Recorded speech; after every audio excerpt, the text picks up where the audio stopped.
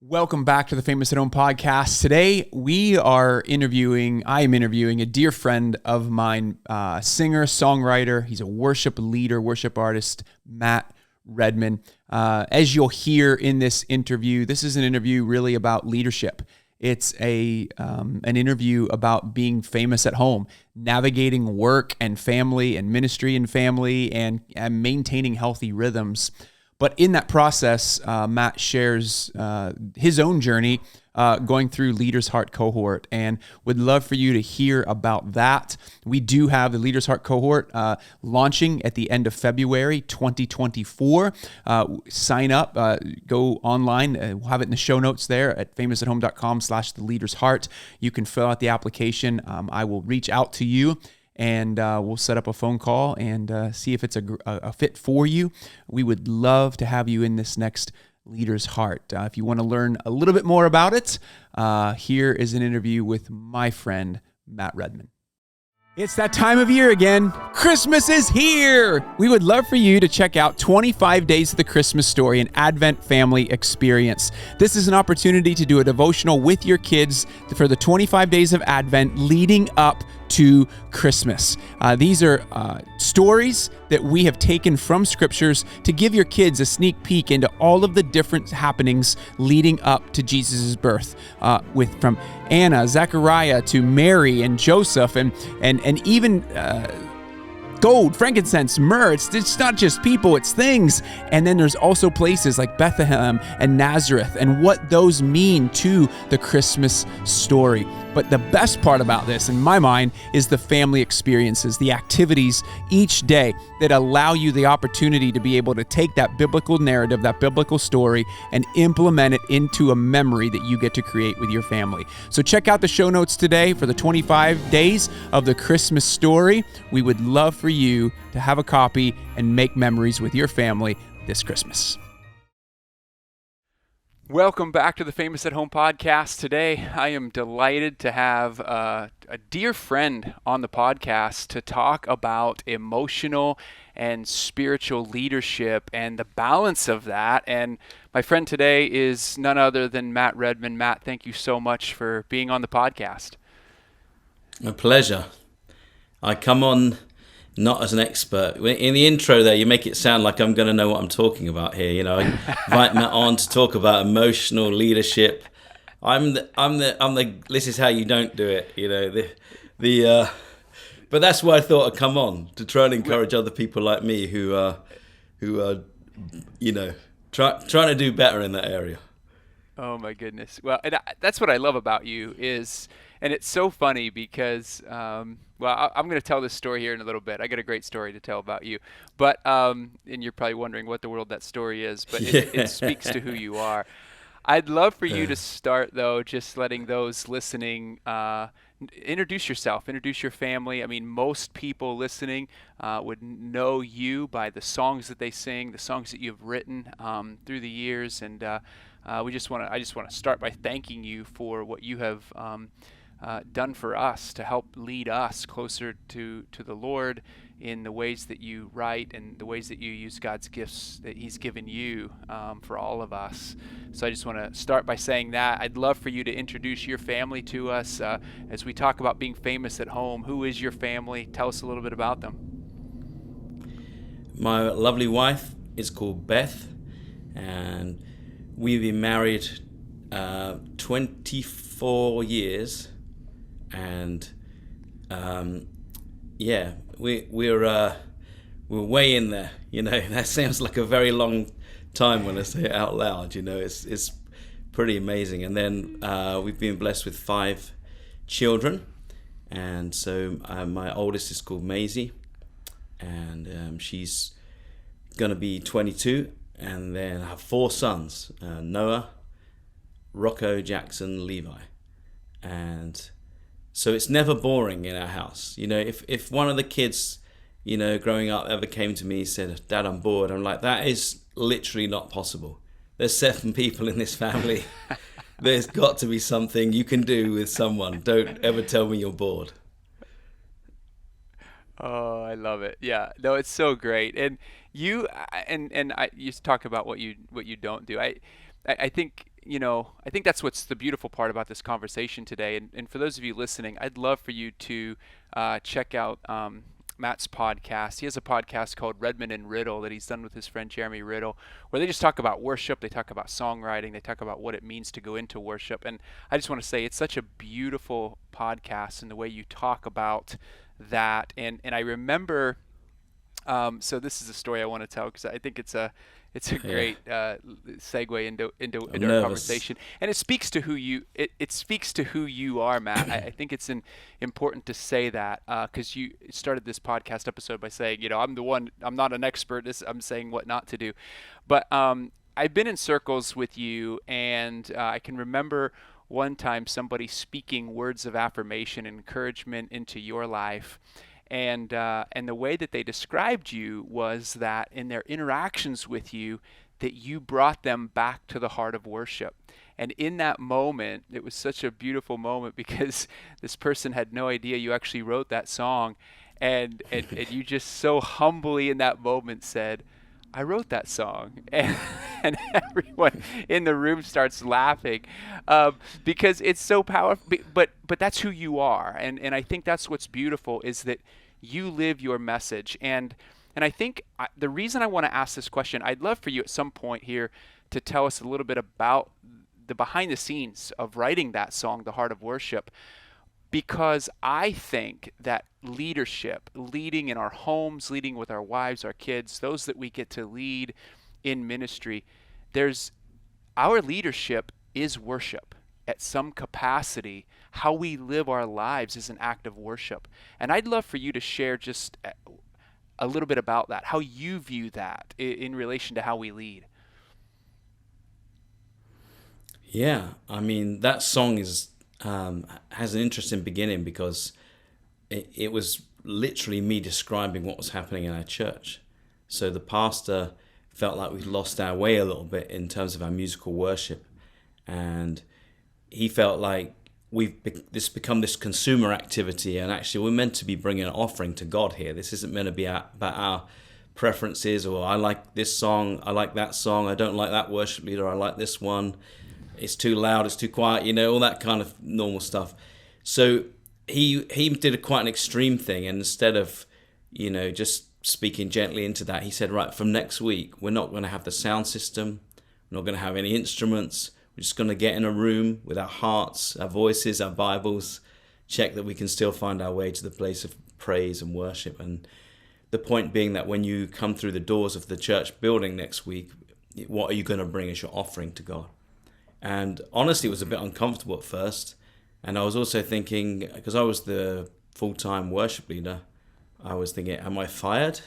Like what do I do now? But actually it became this beautiful thing where slowly but surely, we came back to the heart of worship and we discovered something really beautiful. And so I wrote this song, when the music fades, all is stripped away, longing just to bring something that, that's a worth to you, God. And it was, for me, it was like a personal expression. I didn't think it was a congregational thing. And we decided we'd just do the song once, and then something took with it. And I guess God was speaking the same thing all around the world, so it was kind of fascinating and wonderful seeing that song fly around. And I'd like to say that was the last time I had to learn that lesson, but we learn that lesson so often, don't we, with worship? And particularly, just the heart of the offering is always the thing. It's so easy to depend on the outer things, maybe not just in the world of worship. You can see a moment in King David's life where he gets towards the end of his life and he tells Joab, the commander of the armies, he says, go and count the fighting men. And Joab is like, no, that's an offensive thing to do before the Lord. And David says, go do it anyway. And so he goes. Joab doesn't even count one of the tribes because he knows this is the wrong thing to do. Comes back, but then David realizes his mess up, and the great thing about David, he always repents so fully, doesn't he? So full on. He returns to true north so quickly, and that's a great thing. But you just compare his heart in this moment, this king with all this outer stuff, the fame, the fortune, the power, all that stuff, and you compare it to the heart of that small shepherd boy who went out to fight, Goliath with just some sling and some stones and a staff in his hand, and you just see the utter dependence upon God. You see the zeal for the name of God, and you just see, like, sometimes that's what we need to watch out for in our lives. You know, when we get trusted with more, or we're running with something really exciting, whether it be a business opportunity or a ministry thing, whatever it is, whatever God's trust you with, you have to just try and maintain that heart of that small shepherd boy who's just in it for the love of God. And it's a constant lesson, isn't it? Man, it's so good. And I think that's why the song continues to resonate. And as I was praying through this episode today and our conversation, for whatever reason, that song kept playing over and over in my head, because I'm thinking, what am I going to, the questions I'm going to ask you, the conversation we're going to have, because you and I have journeyed together, doing this together, this whole idea of living emotionally and living spiritually before the Lord, but then also, what does that look like for us to be famous at home? What does that look like for us to show up with our wives and our kids? And how do we do that as husbands and dads? And and I think that it is an act of worship for us to, you mentioned when you first wrote that song and you first did that in the church, how awkward it was. It was a bit awkward at first, you said. And I just think entering into, let's take it to a relationship with our wives for a second. Man, there is how often is it? And as you know, and people listening to the podcast know, one of the things we talk about often is our ability to talk about our emotions, like in the importance of being able to enter into the emotional world of our spouse, our kids, and ourselves. Because I genuinely believe that emotion is the gateway to the heart. And I mean, as you said, the shepherd boy David, I mean, you look through the book of Psalms, that is it's a voyeuristic look into, I think, his journal and into his heart. And you see the ups and downs.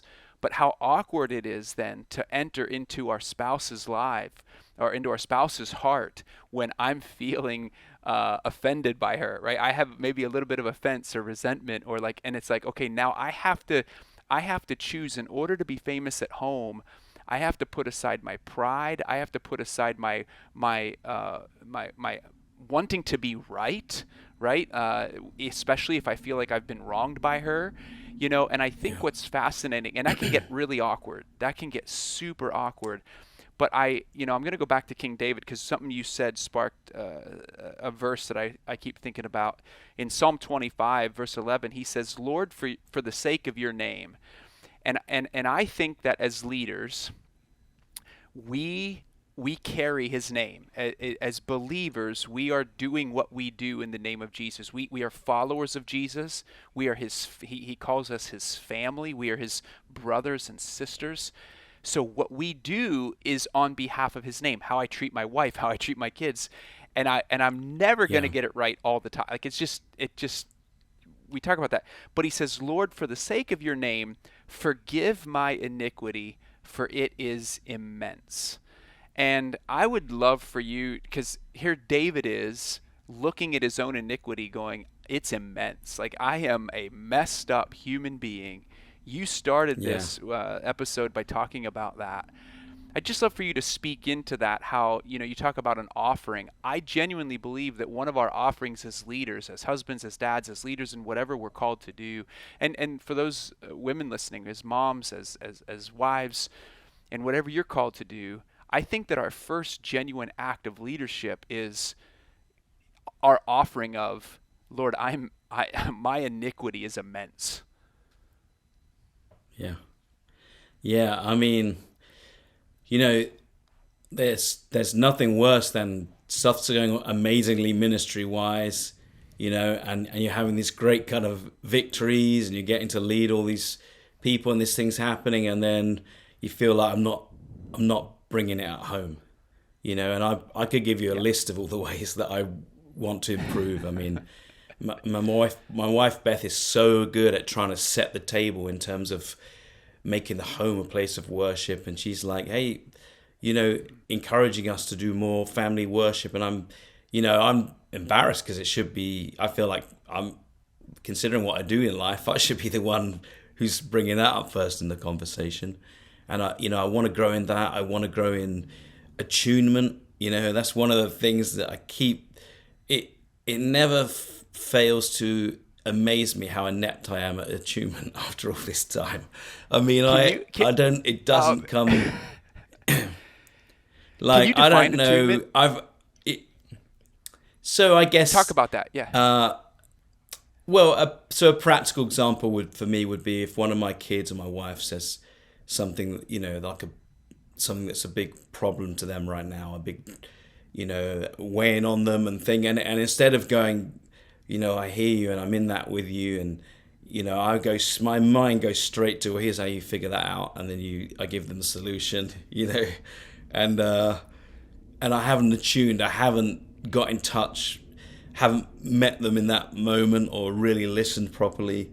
And, I hope I've seen a little bit of growth, but there's some areas I'm like, how am I still so bad at this? I mean, I've been trying to, grow in this area. I've been listening to things. I've been on things like, the leader's heart. And I guess if I look back over a couple of years, I see growth. Sometimes that's the key, isn't it? You look over a couple of months and you feel discouraged, but you look back a bit further and you think, I have moved forward. But I guess there's just things where it's like you said, we're always going to be struggling to meet some of the standards that we really want for ourselves to meet, to be healthy husbands and fathers and friends. And for me, I feel like it took me a long time to realize that I wasn't very healthy in this way. And what I mean by that is I had a really turbulent childhood. So I lost my father when I was 7. He actually took his own life. My mum remarried. There was some abuse that went on.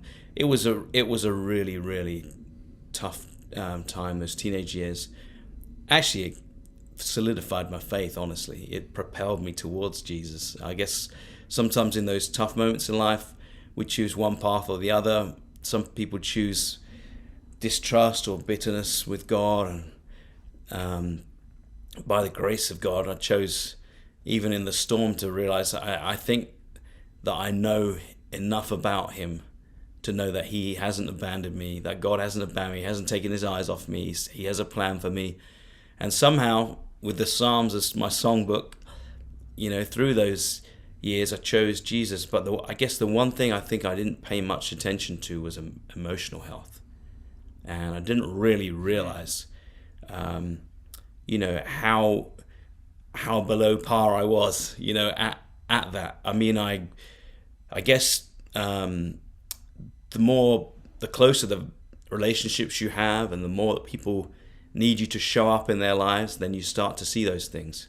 And so, I had 5 kids and I had a wife. So there's 6 people who need me to be emotionally available, need me to be attuning, need me to be really in it and present with them. And I guess some travel probably didn't help that, but they definitely came a point where I realized, and my wife was very good at, helping me see, and my children too, like, hey, you might need to do some work in this area. And so I began a little path of going to some counseling, and then end up on things like Leader's Heart. And really it was the first counselor I saw who said, look, the emotional health is kind of across the board. It's one thing. You can't compartmentalize. You can't be shut down towards your father's death, when you were 7 years old, and then completely open and available and alive emotionally towards, say, your daughter. It doesn't work like that. And that was a real key moment for me, realizing, okay, that's definitely what I've done here. I've tried to compartmentalize, and it actually doesn't work. So, just wanting to take some steps, even if they're baby steps, towards being a bit better in those areas, so I can honor God more and honor my wife and kids more, probably my friends too, right?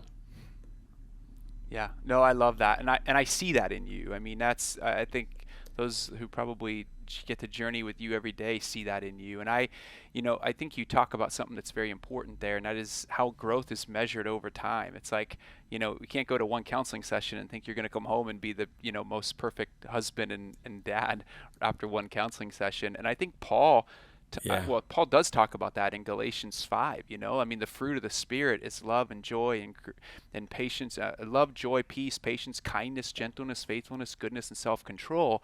those are fruit. I mean, Paul uses botanical growth to describe what our spiritual growth is like. And when you look at botanical growth, you don't just watch I mean, you can watch your grass grow when it's raining really good for some reason, but yeah, our fruits and our vegetables, like they take a long time to grow. You don't just, plant them one day and go out the next and they're there. They take a long time. And I think that emotional and spiritual growth, they go hand in hand, and you have to measure that over time, because I think that's another key component of this, Matt, is just that sense of, as you said, being emotionally present for friends, and just building deep friendships. Because I think a lot of times as leaders, it's a very lonely journey. And I can imagine how David felt too, King David, during those seasons of his life, how he just clung to the heart of God. Just the ability to be, he talks about crying all night long. He drenches his couch with tears. And I just think there's such an emotional, his ability to emote to God, I think was reflective of, even Nathaniel's ability or other people's ability to be able to come into his life and speak truth into his life, so that, it's just important, and so that's what the leader's heart is about. And I would say, check that out. And I think everyone ahead. who's been on that, I would say, they would say, I've grown in this area, or I've had some progress here. And it is a journey, isn't it? But I can't think of one person who came who doesn't think that was good for me. That stretched me. It helped me grow. It helped me take a few steps towards becoming a better husband or father or whatever. So yeah, it's good stuff. And you also you'll come back smelling of smoke from the fires at night, and you might pick up a tick or two, but you'll be fine. No joke, he won't. It's awesome. And if you do, we figure that part out later. If you do, that's all part of God's plan for you. So in his full sovereignty. I love it. Oh, and the best part about Matt is he never fails to produce the laughter in the group, which has been just amazing. So appreciative of that. Hopefully, it's not a technique to distract you from my emotional ineptness.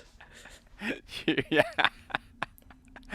Oh man, and it can be, but it's not for you. It's great. I appreciate your humor. I think all the guys do too. I want to ask this question. So I do want to go back to this, because I'd love to hear from you, just being a true worship artist and a worship somebody who writes worship music, how you see healthy leadership as an act of worship. Yeah, that's good. For sure. I mean, it's a fascinating thing. There's a few elements to being on a stage, for example, or being a worship leader. One thing I realized is you can make that stage a barrier if you're not careful. And once you get put up the front somewhere, people seeing you maybe in a slightly different way or having a certain expectation of you, if you're not careful, you could use that stage as a barrier to let anyone come into your life. Mm-hmm. People sometimes don't ask the hard questions of someone on a stage, or they don't feel you're approachable and they can be in your life in that way. And that's something leaders have to really watch out for. I mean, actually, you can use it as a barrier to God working in your life if you're not careful. I mean, cool. That's a huge thing to think about, and I think sometimes what happens is that a leader gets to a point where they're on stage and then they think, well, now I can't do any emotional work, or now, I'm supposed to be this pastor guy. I'm supposed to be this guy people look up to. So it's too late for me now to do that kind of work. That would be maybe embarrassing, or that would be, inappropriate. I don't know what it is. And for me, I think deep in my subconscious, maybe I did carry a bit of that. Like, I'm this leader on a stage. I can't be going to counseling sessions, and actually, It's good. I heard a leader one time speaking about don't ever let your psychological health or your psychological junk undermine your leadership. And if there's psychological junk there's potential for you to trip yourself up, or let people down or undermine your leadership in some way. And, you know, think about a lot of the leaders that I know of who've fallen in some way. Quite often you can trace the thing back to there was some psychological junk that didn't get, looked at. So it's definitely it's definitely a big deal, you know, that health thing. And, you know, and I mean, again, it's another reason I thought I would come on here. This, you know, this kind of the nature of this podcast, you know, I have a friendship with you, so that's probably the biggest reason I'm on it. But, you know, I don't kind of volunteer to talk about things like this, but the reason is also because sometimes it's good to dispel these myths. You know, people see a worship leader, and because they're so connected, because there's some truth in the songs, or maybe the song helped them in a real intense moment in their life, or showed up as a soundtrack in that moment. They kind of see you as, you know, in the worst case scenario, it's kind of holy man or something. I'm not, you know, I don't think many people do, but there's a few people who, they give you a whole pass on everything, and they think you're better than you are at everything because your song's shown up in their life in a special way, and the Holy Spirit's used that. And, you know, it's good to dispel those myths. You know, I'm just a guy. You know, I need to be a much better husband. I need to be a much better father. I'm a way better songwriter than I am at those things, and that's discouraging to me. And I think one of the reasons I haven't worked on it, I need to work on it in this season of my life, the last 5 years. I just think it's so essential for leaders. You got to let people into your lives. You got to not use the stage as a barrier, and you got to be really honest with where you're at, I guess. You know? Yeah. Oh, it's so good. And I think that's where the friendships come into play, or the people that you can trust. And, you know, to me, I think, you know, the people that I think one of the reasons I pursue this so much is because, at least in my own life, is because I have men in my life who will keep me accountable, who will call me out when they see things that you know, aren't congruent to the things that I talk about, to the way that I live my life. And I also have a wife who isn't all that impressed with me. So at least from the what you see in the public, right? Like she sees everything, and she's impressed with me. She loves me dearly. She's my biggest fan. But at the same time, she also knows, like, hey, dude, like, you know, and it takes me a minute because obviously it hurts my pride. So it takes you a minute to come back and go, I'm sorry. And I know I need to work on that. But I think that's huge, to listen to those people in your life. Yeah, absolutely. And then the good part is, I definitely think I've seen some progress. Like I said earlier, you know, a few of our kids have been through surgeries this year, and it was interesting because it was one moment where I realized I think I've moved forward a bit. Like, I do feel like I got in the game with them and walked them through that and let them know I was very present with them, and, you know, saw that as an opportunity for some amazing one-on-one time. And I feel like I had some wonderful heart connections with my sons in that moment, and my daughter too. Actually, she had appendix out, and, you know, and so that's encouraging. I feel like 10 years ago I wouldn't have handled this moment so well. I would have just been a robot. Like, I'm pretty good at getting tasks done. You know, here comes the insurance forms. I got them to the thing on time. I got them all the meds ready. You know, I checked in on them 3 times a day and did their bandages, and, you know, I can do all that stuff. But I feel like 10 years ago that's all I would have done. And I look now, I think, no, I think I went into this very intentionally, and, like, try to really do eye to eye and just tell them I was with them in the key moments. And, you know, so that's encouraging to me too, because although I've mentioned my ineptness twice, you know, I feel like I've seen a little bit of ineptitude. Is that the word? Maybe ineptness isn't a word. But so I need to work on my language as well as my parenting and my everything else. But I guess what I'm saying is, I've seen some growth, and that's encouraging. Yeah. No, and you know, I'd love for you to speak to that, because, and I get to see part of your journey, and just even, I think there's a confidence level that we gain when we do show up well. And, you know, you as a worship leader, and I want to make sure that I highlight this, because I think it was important. You alluded to it, but, you know, I hear a lot of people talk about calling and character, right? And you mentioned that you feel like you're a better worship writer sometimes than you are, a husband or a dad, and that comes more naturally to you, I think, than the relational side of it. I think there's a degree to which if we don't nurture that relational side, that character, the calling will outpace us and it will catch up to us. And I think that's exactly, when we use the stage as a barrier and that type of thing. And I mean, I do that. I mean, I tend to use work is safe for me. So when I'm not doing well in my life, when things aren't going well, I go to work. And it's not even that I'm productive. I just stay busy because at least it feels safe, right? And that's one thing that I've noticed about myself is I tend to withdraw whenever I'm not doing well or things aren't going well, and I just go into work. And now Christy knows that too because it's pretty well known. So now she'll call me out. She'll be like, "Are you actually doing anything that's productive?" And it's also one of those things that when you work together and she knows the ins and outs of everything that we do, she's like, "What are you working on? Do you really need to be working on that?" So I have an extra layer of accountability now. I just can't go to work and expect to hide there. But yeah.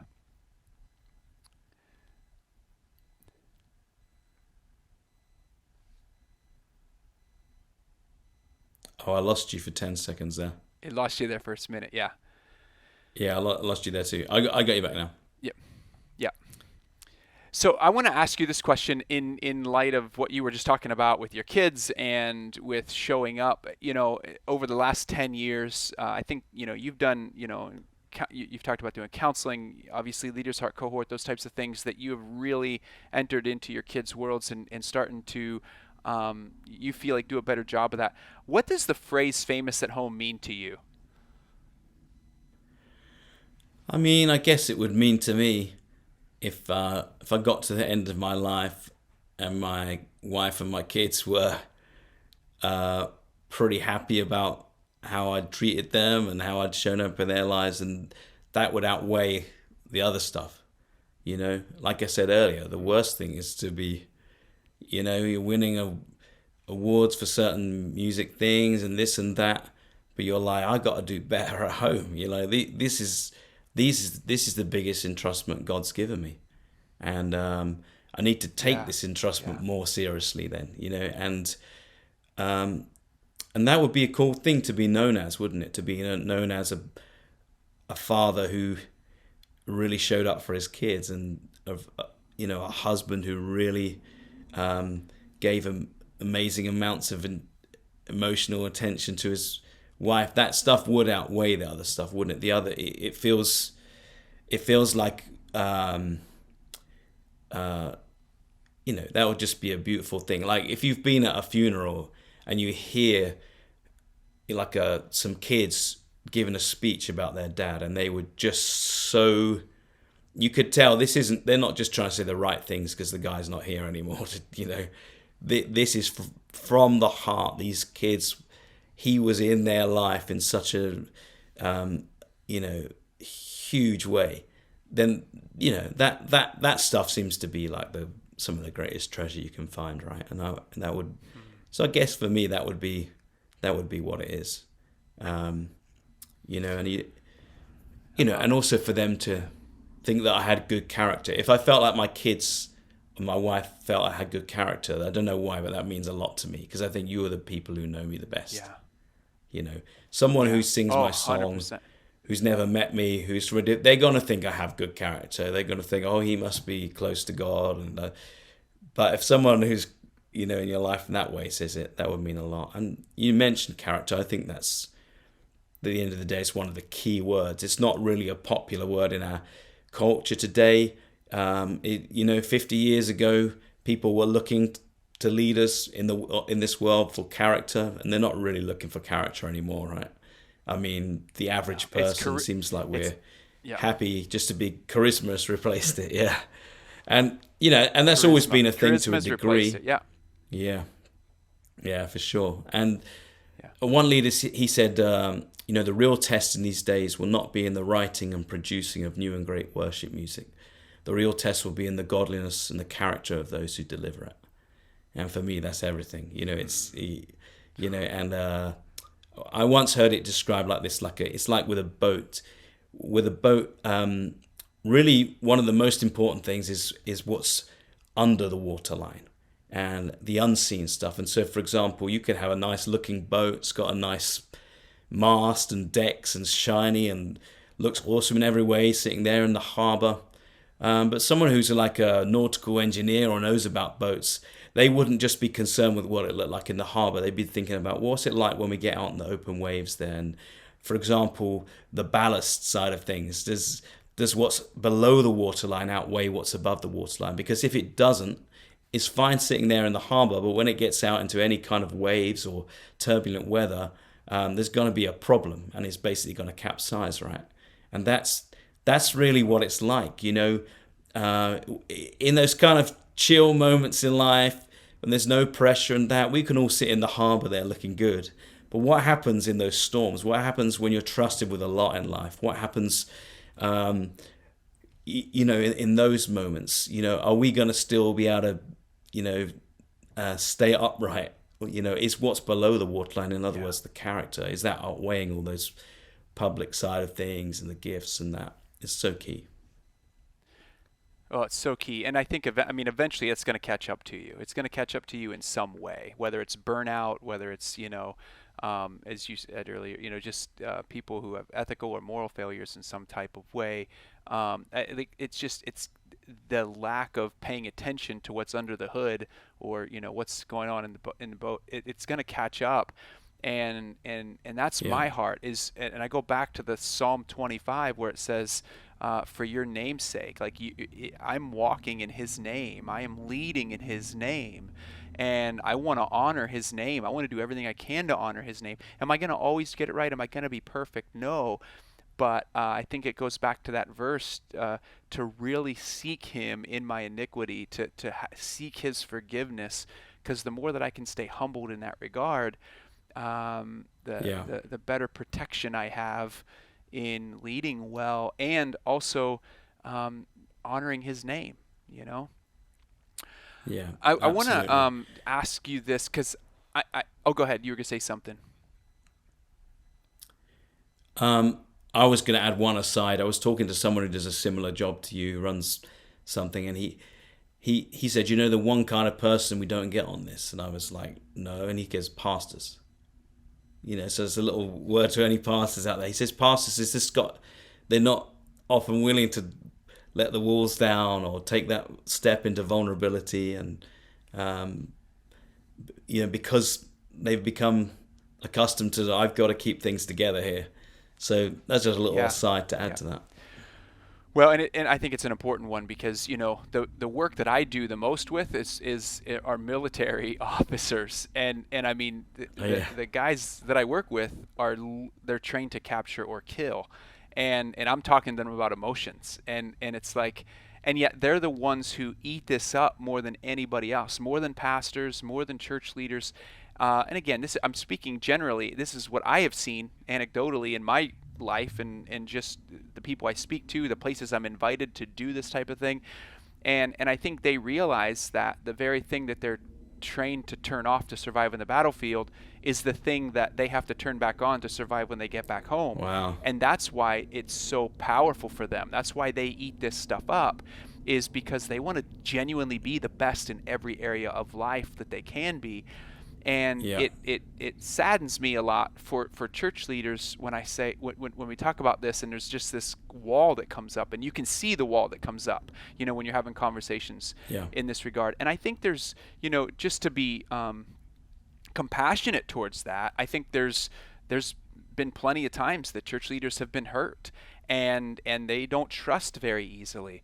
But at the same time, I've also seen church leaders who, deal with anxiety. They're very open about that. We're going to have Pastor Scott Sauls here on a podcast in a few more weeks, and he just wrote a book on how he's dealt with his anxiety. And it's like, these are, and I know Pastor Louis Giglio has talked about that.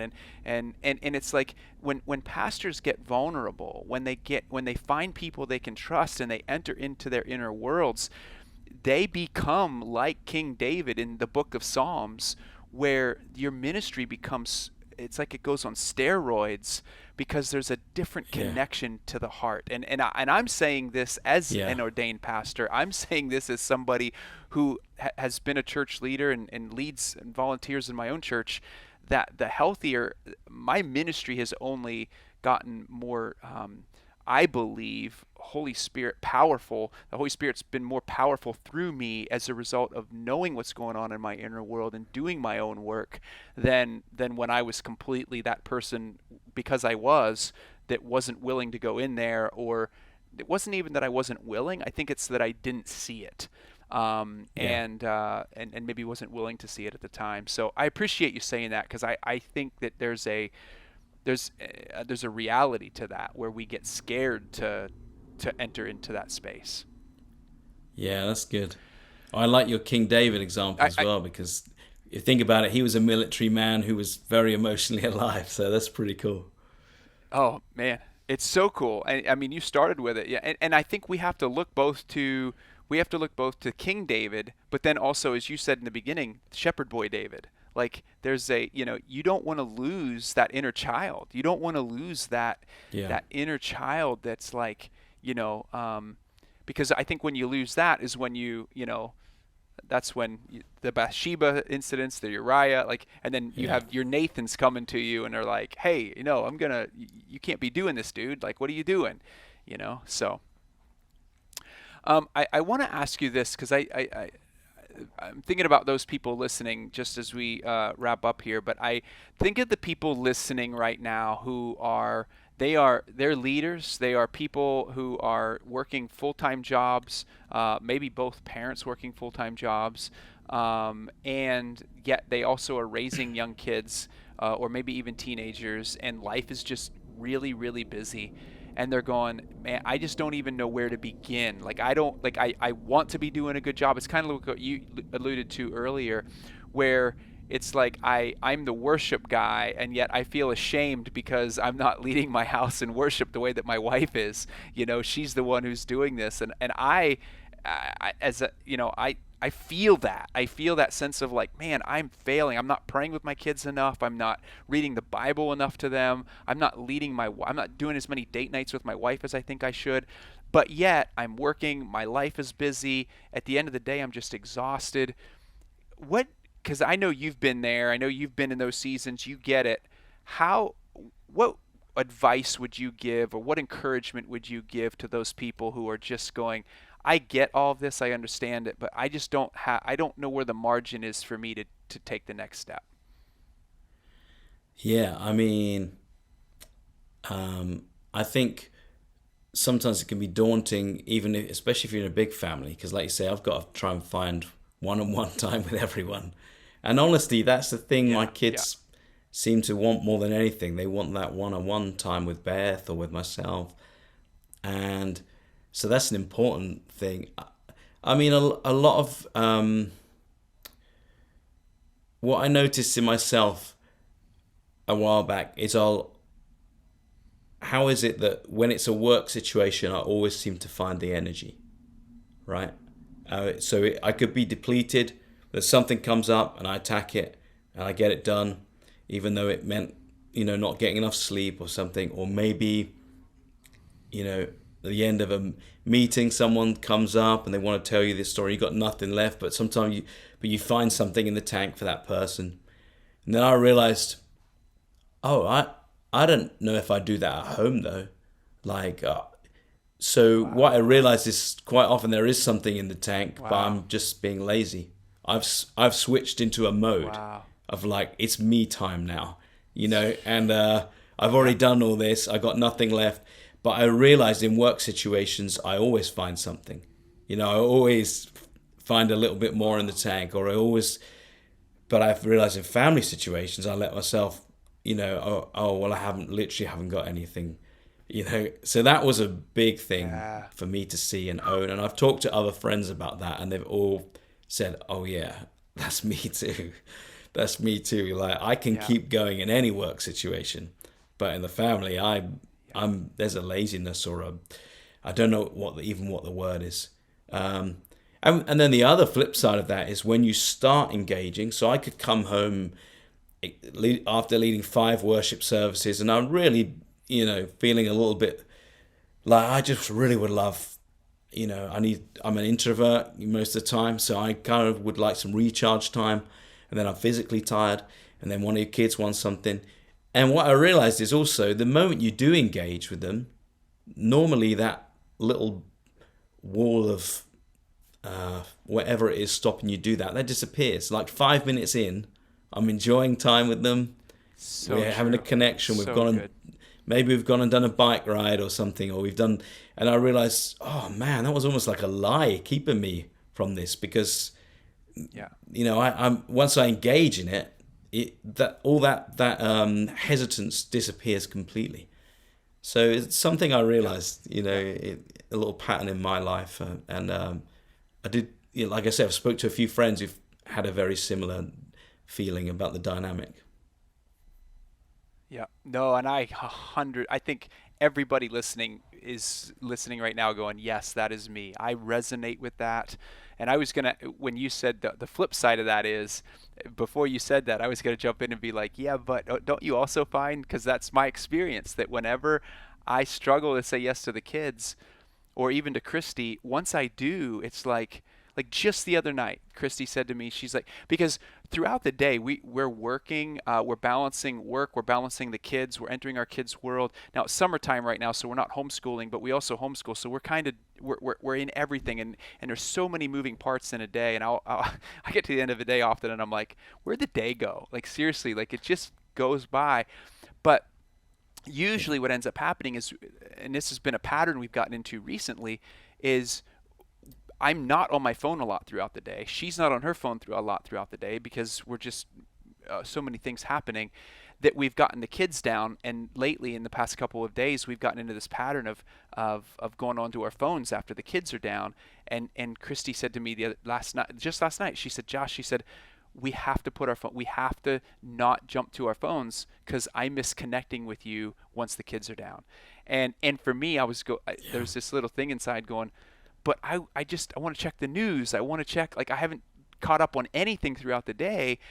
And I'm realizing, oh, I do need to find other time, because it was like that, like you said, that was my me time. That was my, and now I'm putting that away. But we did it the last night. So it must have been a couple nights ago. It was the last 2 nights we've just sat together. And man, it was just, you're right. It's glorious. Like there's something about it that I'm like, that is so much more fulfilling than me catching up on the day's news and everything else throughout the day. I feel seen. I feel like I see Christy, but it's that initial, like, how do you get over that hump? And I think for each of us, for those of you listening, just that first yes. And it's not these big changes that need to happen. It's just that first yes when your kids come running to you during the, as you get home, or, Daddy, look at this, or, I think so often we can see those as annoying little, like, Daddy, look at this picture, look at this thing. And, my daughter just came to me this morning, Daddy, can we play Uno tonight? And I'm like, Uno, of course, that takes, 3 minutes, Our son will say, hey, Dad, can we play Monopoly? And I'm like, oh, boy, buddy, I gotta love you, but, like, that's a 2-hour commitment right there. But yeah, but being able to just say yes to those things, our kids light up in those one-on-one moments. Yeah, I love that. Matt, thank you so much for joining. I do want to just encourage people, those of you listening, you want to understand more of this. You want to enter into it. You want to do it for real. The Leaders Heart Cohort is launching again this fall. We would absolutely love to have you. We have a men's cohort launching this fall. We have a women's cohort launching in January of 23. And it's just a great time to be able to gain new friendships, but also be able to go deep with those people and really develop safe relationships, people that you can trust, who are on this journey to becoming famous at home so that they can thrive on their stages. And Matt, I just want to thank you again. It's always a pleasure being with you. You're a joy to be with, and I genuinely believe that for those listening, I think that they would have taken that same thing away. You pursue the heart of worship, and it comes out of who you are, And I just want to thank you for all that you've poured into me, all that you pour into everyone around the world. Because at the end of the day, Thanks, I think man. what really matters in this whole conversation of being famous at home is it starts by knowing that we're already famous in our heavenly home with Him, and that offering and His presence, and you lead us to that. So thank you. So good. Thank you so much. It's a pleasure, and cheering you on. Love what you do. Thank you so much, Matt. It's an honor. Talk soon.